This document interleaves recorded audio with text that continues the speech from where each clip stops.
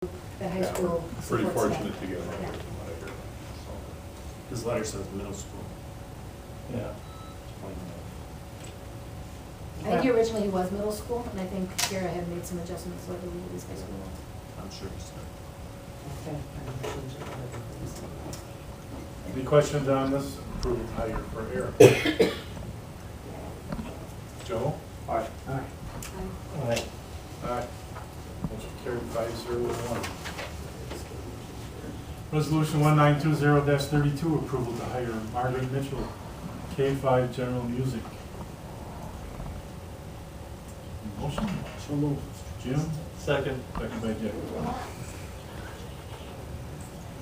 I had an opportunity to be part of this hiring process as well, so. We're doing a lot of hiring this summer. We appreciate that, Becky. Maggie's amazing. She comes to us after having, did some teaching actually in Arizona, came back and has been working in the private sector for a while and has been really looking to find a way to get back into education and teaching these little ones, and we have the opportunity to offer the position to her. She went through an interview process with the music department, myself, Megan Haney. She came back for a second time and actually taught in front of our learners, it's fun to watch them in front of the kids and see how they respond, because you never know what these little people are going to do for the 20 minutes they're with them. But she was very good at being responsive to these little people, and I am excited, as is she, excited to join our team and be part of the music staff here in Mayville. I thought it was going to be quite a commute.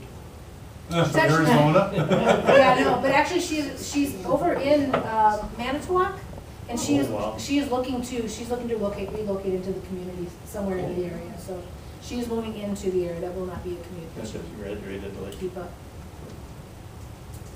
Thank you, Becky. Yep. Is she ever going to come in front of the board? Bring her with kids. You do that. Don't. Any questions on this approval to hire for Margaret? Joe? Aye. Bye. Aye. Aye. Motion carried 5-0-1. One of the qualifications kids only. Not to get hired. Coming with kids? Yeah. No. Resolution 1920-33, approval of revisions to the 2019-2020 co-curricular handbook. Motion? So moved. Joe. Second by? What's your name in the book? Aye. Second by Ted. Okay. Okay, who's going to explain it? I can speak to this, Mr. Wright. I think this is what we have asked for, is it? Yeah. So the document we got, what we did, just so we could recall where we left this, was anything in blue were changes, as well as anything strikes with a strike-through line, were changes that we all agreed upon at the last meeting. Anything in red, or I think orange, whatever color this is, were changed at the request of some discussion with the board. So when you get to page 5, what we did was we created 3 columns of groups based on performance, leadership, and services. And Tom and I and Bob worked together to put this, to answer the specific concern regarding what we basically call show choir and way cool band, which is our performance band that accompanies the Cardinal Singers, and trap shooting. Competitions, but not related to sports, and specifically later on with the penalty phase, is that the show choir, based on the year or given competitions, how it used to be put in. And before I go on, any questions with these 3 columns, because I'm going to jump ahead then. But basically, we just moved these from where they were in page, let's see here. They used to be on page 17. The groups stayed the same, they just found new columns, easier to follow. So then if you move on to page 8, that's where we want to specifically address the concern where the old penalty, specifically where it affected the show choir, was number of days where a student may be suspended, literally could consume their whole performance season. And the request was for us to examine that and make it more proportionate to competitive sports in terms of the penalty phase. So what we did was we put that specifically in line with the sports, that your first violation would be a 25% penalty. The second then would become a 50% penalty.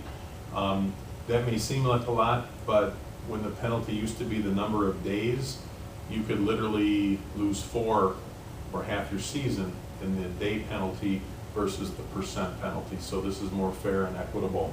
Then what we also did was it gave us pause to think about competitive clubs, and we have a fair amount of competition groups, forensics, mock trial, things like that, that based on the season may only have 1 to 3 appearances. And therefore, we decided that anything that was below the 5, first violation only resulted in 1 loss, because if you went to 25 or 50 and you're rounding, they get whacked again. So what we decided to do is any group, and I'll just use the example of mock trial forensics, based on the time of the year or the time of the season of competition, they may only have 1 to 3. So what we decided to do is if you have 5 or less competitive dates, you have 1 as your penalty, which in relation is really only about 20%. So we thought that was a little fair. And a lot of this is at the luck of the draw based on when you may unfortunately break the code in relation to your season. So we thought that was another reference. And then we also added in where you may not have competitive contests, we simply added, based on the mission or the purpose of the team and organization, we listed 3 new penalties. And that last asterisk gives students a chance to earn back, which we thought was important on the bottom of page 8. Really good. And other than that, everything is pretty much the same. And like I said, page 17 will no longer exist after tonight. We just kept it in there to let you know what we moved. So I want to thank Bob and Tom for their input. It didn't take a long time, but once it came up, we wanted to make sure it was addressed.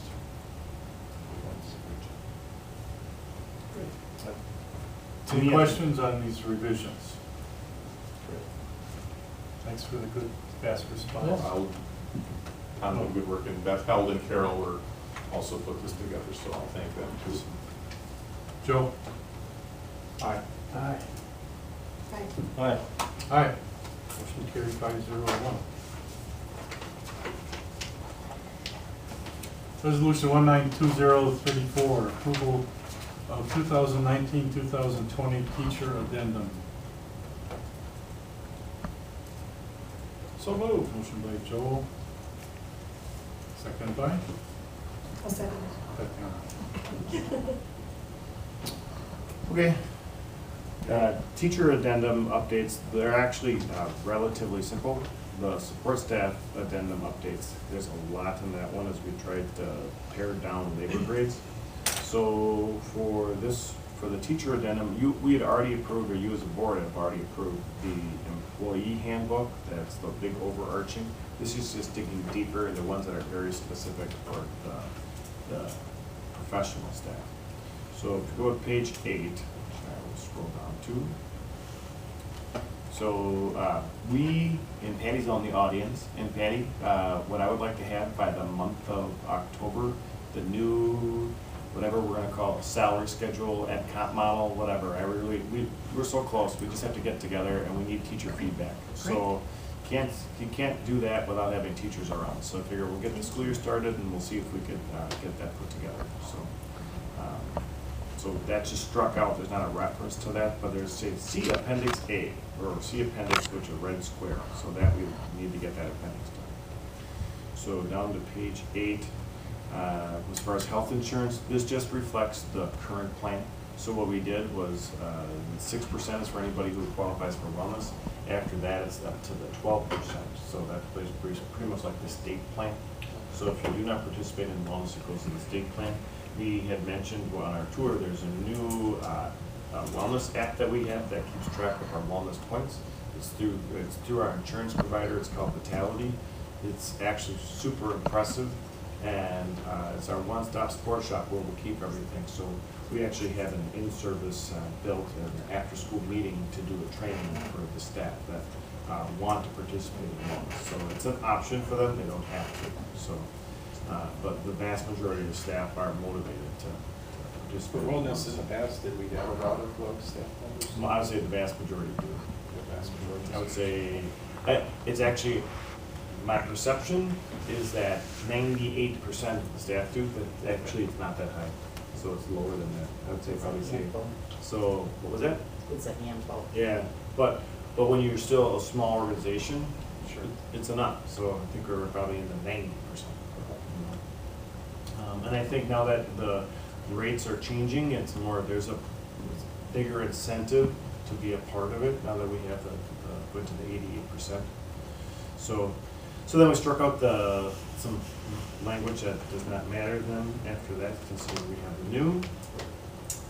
Down on page 11 and 12, last year we made an update already to the post-retirement language in the handbook.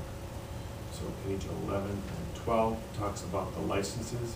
And Janet actually did a good job of helping with this. She navigated the DPI website and helped to create this content, which was awesome. I just had to review it. So teachers now have lifetime licenses and they have initial educator licenses. So it talks about what steps they have to go through.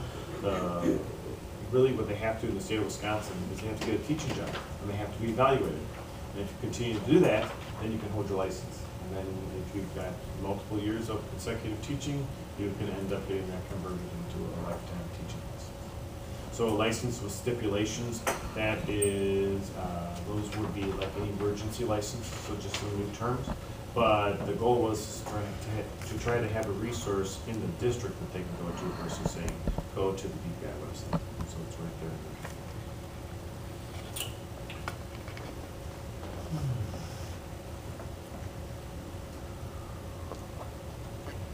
And when the website. School cancellation, one of the things that we did this year is we built in 2 snow makeup days for teachers right out in advance. We're just not used to having so many snow days, so we didn't have them in last year's calendar, so now it's very transparent. Hey, these are the expectation. If we have 2 snow days, you're making those up. There are still professionalism, and right now we're not expecting them to make up minute for every day. So hopefully we don't have as many snow days as we did, or inclement weather days as before. But that is in the teacher calendar, so we wanted to make sure that it's also in the handbook. And then the last one on this one for sick leave and paid leave, it's just articulating it better, just adding some more detail. So it says they get 12, well, they get 10 sick days and 2 personal days built into the school. So pretty simple for that one. Any questions on the teacher addendum resolution? Joe? Aye. Aye. Aye. Motion carried 5-0-1. Resolution 1920-35, approval of support staff addendum. Motion? So moved. Dick, second by Jim. Okay.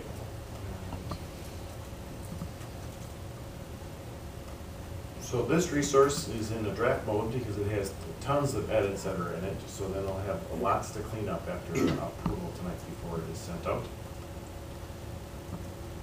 And the goal there was to streamline the amount of labor grades that we have, as I just had mentioned earlier.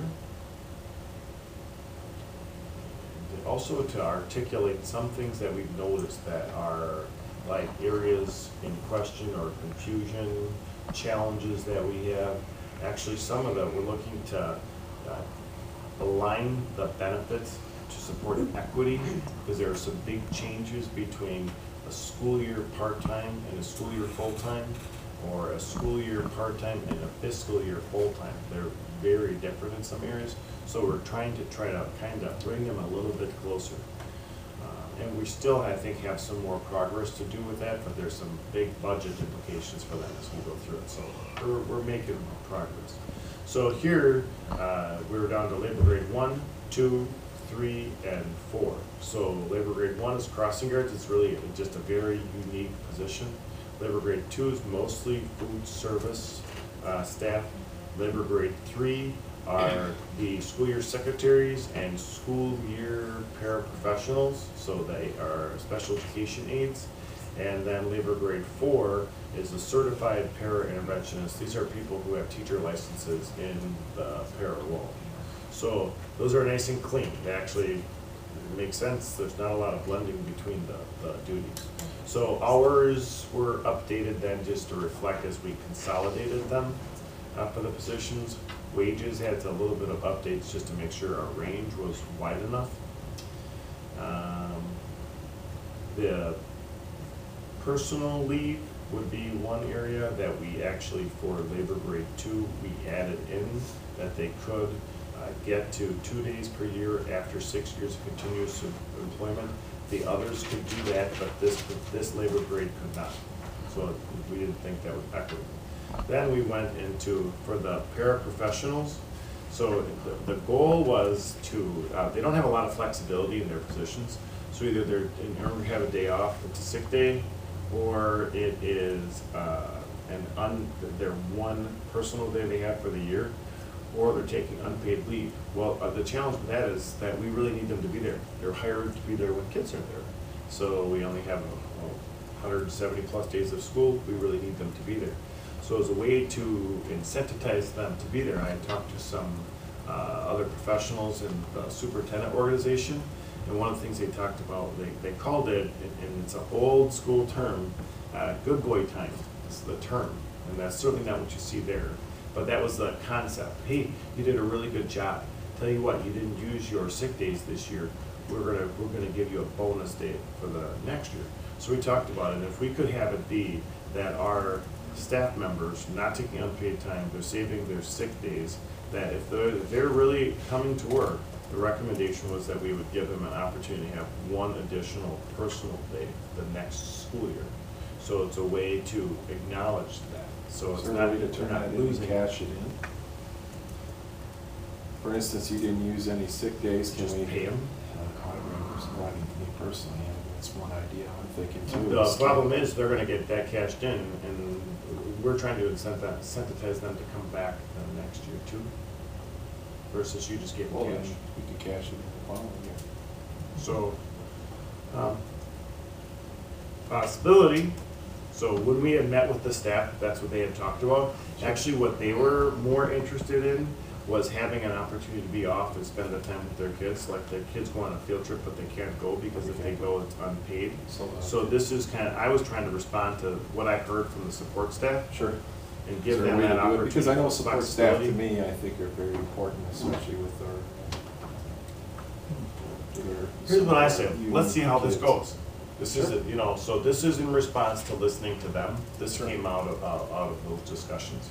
Okay. So I would like to see how it goes, and if it is an incentive or not, and if it's not, then we'll come back and try another round. That's what I would say. Okay. Let's be open, because the goal is to continue to meet with them, to hear what they have to say, and a lot of this effort towards what I would call equity in labor grades is coming directly from them, and me saying, yeah, totally get it.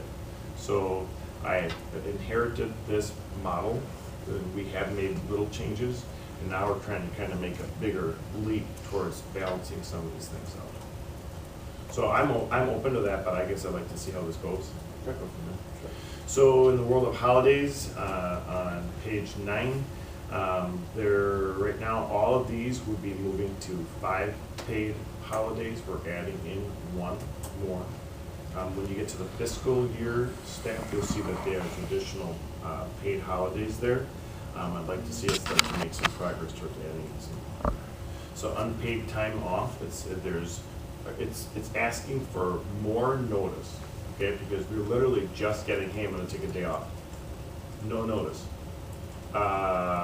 We're scrambling. There aren't a lot of substitute positions here.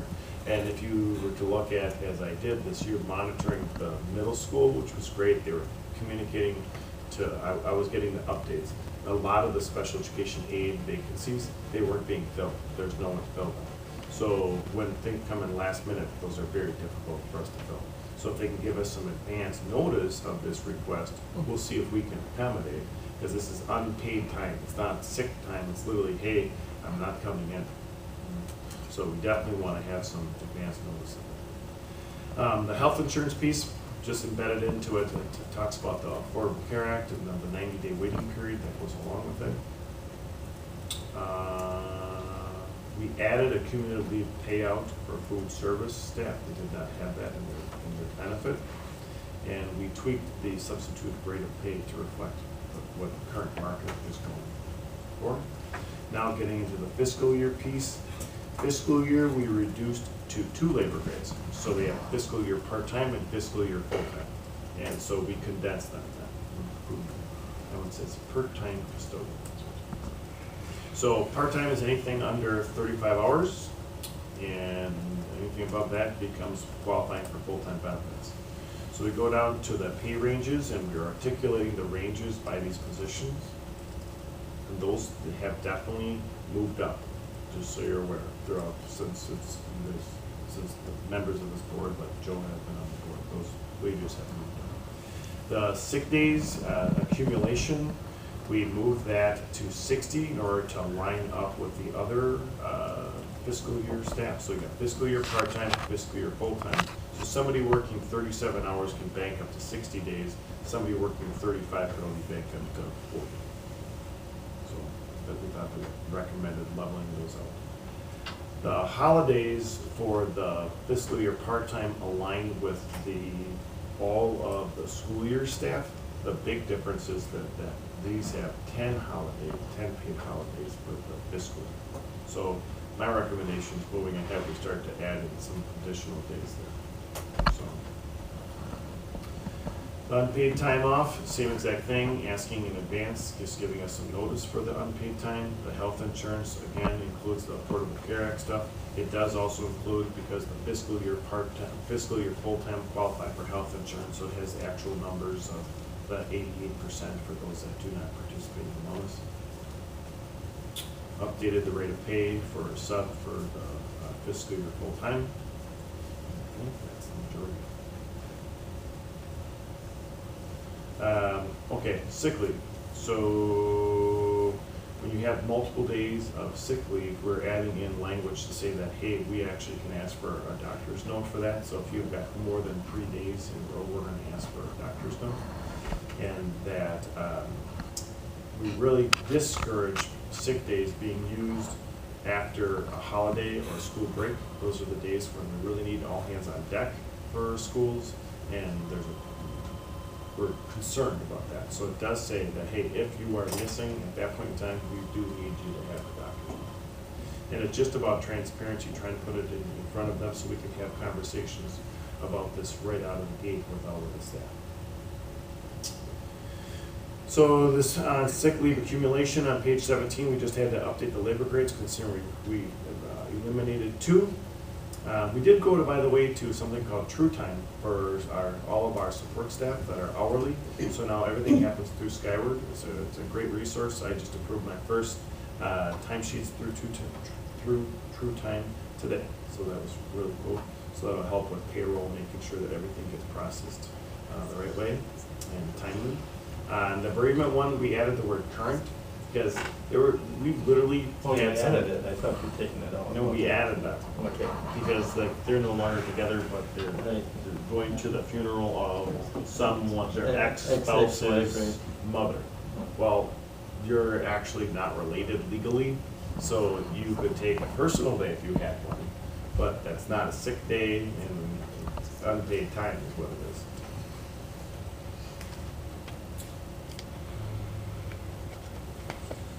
Added about the holidays, so if anybody takes off for being sick before a holiday, and they're taking it unpaid instead, because gotta correct this, if they take unpaid leave before or after a holiday, they're actually unpaid the whole entire time then.